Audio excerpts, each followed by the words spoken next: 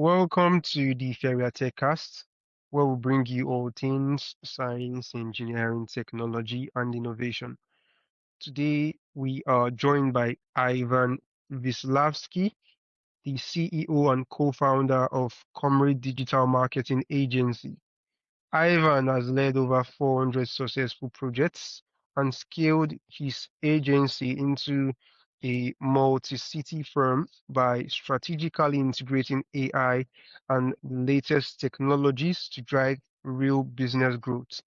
In this episode, we'll break down the engineering behind modern marketing, from practical AI implementations to the system design of scaling a successful tech-driven team. So, Ivan, welcome to the show. Thank you, Ezekiel. Thanks so much for having me. I'm happy to share my wisdom, whatever I can, to your audience. All right. So, Ivan, you have led over 400 successful projects and scaled Comrade into a multi-city agency. So, can you take us back to the beginning? So, tell us, what was the core problem you and your co-founder set out to solve that made you start this company? Yeah, sure. Well, before I started working for Comrade, before I built this business, I worked for a few marketing agencies. And what I've noticed, most of the marketing agencies always focused on serving much larger businesses, meet large clients that usually have much larger checks because that's where you make the most money.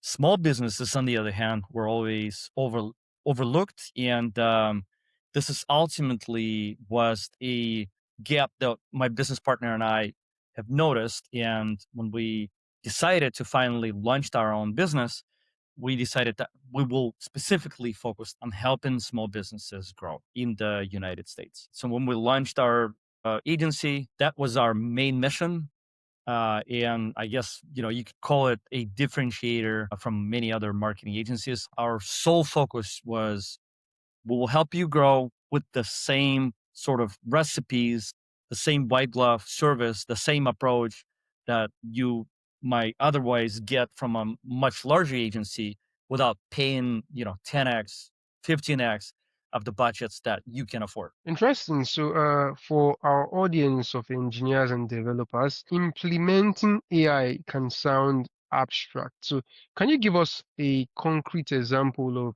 how you are using AI in your digital marketing work today that delivers real measurable results for clients? Sure. Naturally, we jumped on this AI trend as soon as it started bursting. We noticed that AI has a lot of potential. There were a lot of capabilities and applications to the AI. So we started implementing it within various spheres of our business: production, HR, sales, legal, and so on and so on. I guess I can give you a very specific example, very practical example of AI powered, what we call AI powered lead qualification system. In a nutshell, many of our clients get dozens or hundreds of leads each month, but we used to manually qualify every single lead. So we had about a team of 4 individuals that sole focus was go through all the leads I generate for our marketing clients and qualify each one of them. So we sat there, we discussed that there has to be a better way with all the AI capabilities, all the automation, and technology out there.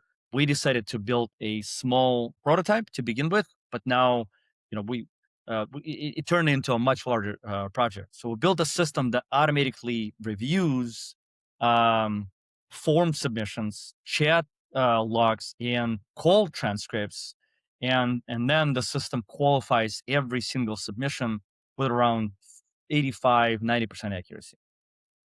So for any business, that could mean saving, tens or hundreds of hours.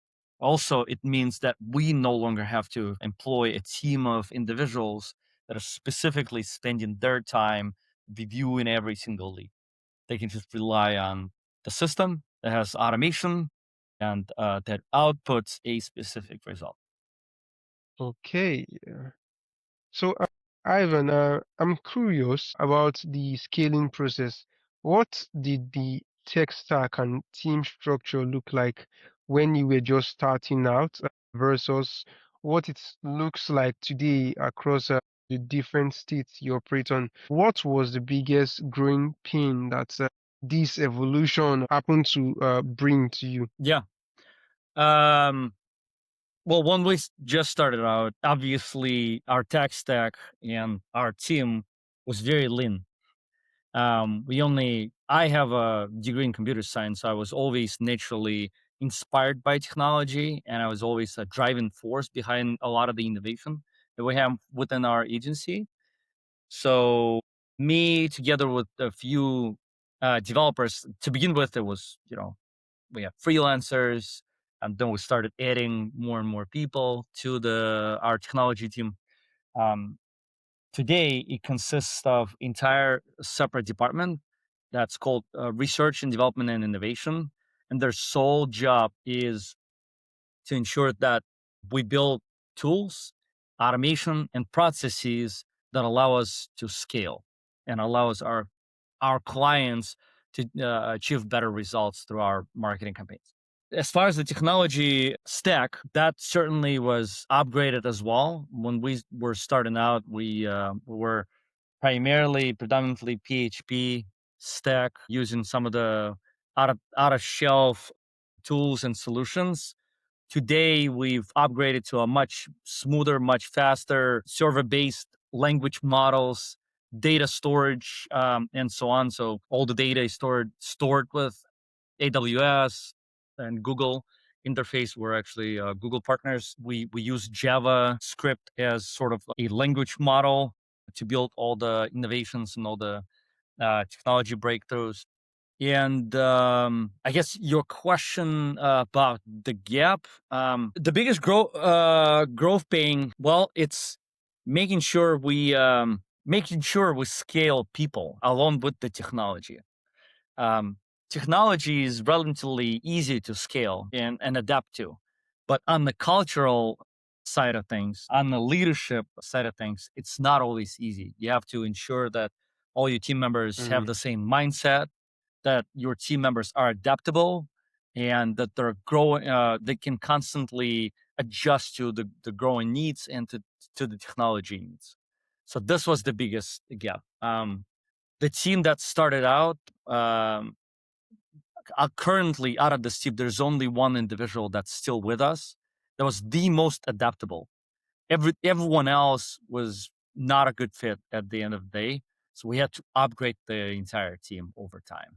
So, Ivan, a lot of technologists struggle with marketing. So, from your perspective, what's the most important marketing principle that a brilliant engineer or scientist or founder with a new product needs to understand?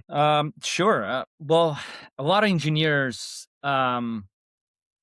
when they think about building a solution or building a product, they don't always understand how do you sell it? How do you market it to people? Like, what challenge does it solve? And the most important marketing principle is you have to clearly understand who your audience is and what your product does to this audience. Like, what kind of challenges are you solving? What kind of solution do you bring to the market? What is the need? How does this product, for instance, save time? How does it help reduce cost? Does it improve someone else's life?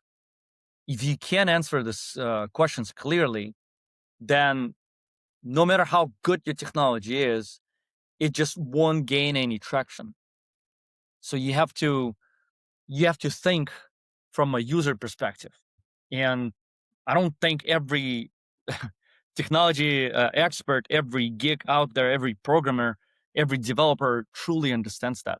I think where you see the true breakthroughs are where either the founder of the company has a really good sense and really good fundamentals of a marketer, or where a technology founder joins forces with the marketing marketing guru, and together they built this product and figure out how to market it and how to promote it. That's really insightful.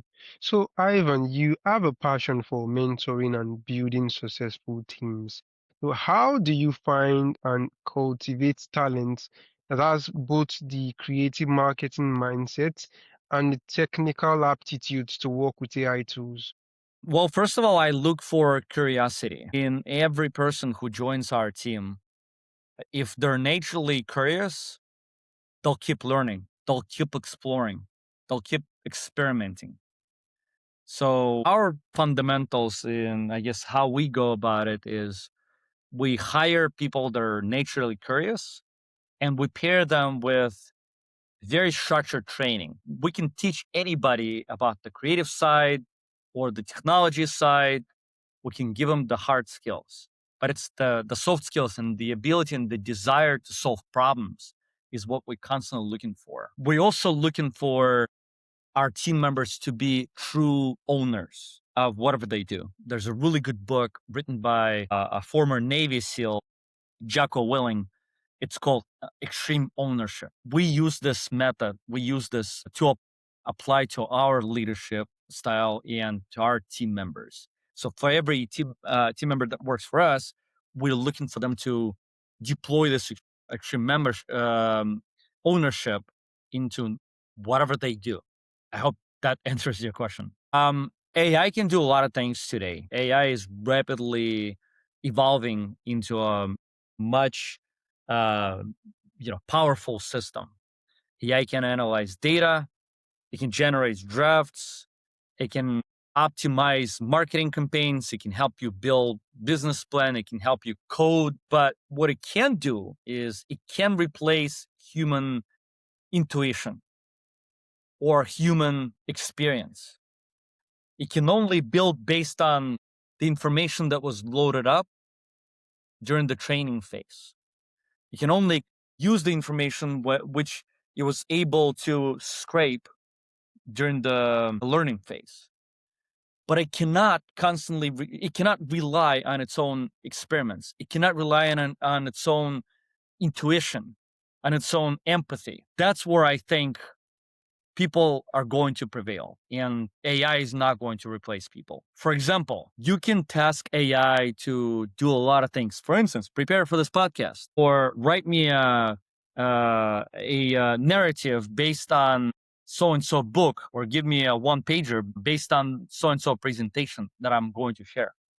But if I would want AI to produce a killer ad that never existed until today, AI would not be able to do so. If you remember the amazing ads, the one comes to mind for me specifically was the Apple ad when they just released the Macintosh. It was a groundbreaking. It was killer. Now let me ask you this: do you think AI is capable of producing this type of creativity? There's no way. AI can probably mimic an existing ad. It can copy it from 100 other ads and it can build a hybrid, but it's not capable to truly innovate. So, yeah, for the students and early career professionals listening who want to build their own tech-driven companies. So, what's one piece of hard-earned advice about leadership you wish you knew when you started? There's a lot that comes to mind. First one would be believe in yourself. It's always hard. If it was easy, everyone would build it. Everyone would do it. If you're an entrepreneur, if you have a big project in mind, scalable project, it's not going to be easy. Growth always comes through pain. That's what I've seen. And that's what I've seen other entrepreneurs and business owners have gone through. So buckle up. It's going to be an exciting journey, but it's not going to be an easy journey. And then Mhm. from there, make sure you enjoy the moment too. Don't always focus on the end result. End result is awesome, whatever the end result might be for you. For some, it could be making lots of money. For others, it could be growing my company to, until it reaches, a certain amount of money in, every year, and so on. Whatever the end goal is, it's getting to it or finally reaching it is not as exciting as the actual journey. Like I've been at this for the last 17 years and I've reached certain goals, and every single goal that I reach, I get less and less and less satisfaction.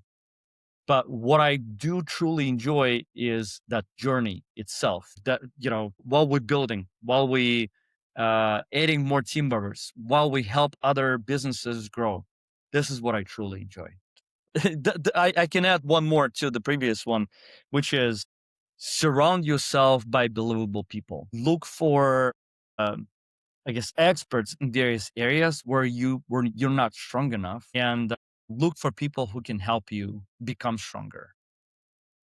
In your experience at the intersection of marketing, technology, and business growth, what does the word innovation truly mean to you?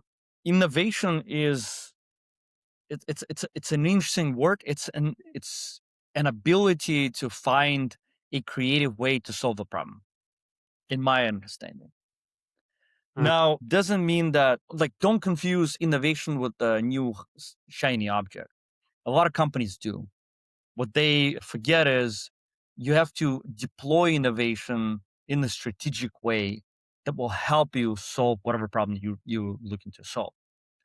Um, we do this by constantly analyzing our systems, constantly analyzing the main goal of the main mission that we serve, which is we need to help small businesses grow. How do we do this? And then we start coming up with various hypotheses. Well, we could add this, or we could expand on specific service. We could implement new technology. We could enable more AI, and so on and so on. But at the core of it all is what is going to drive the biggest impact.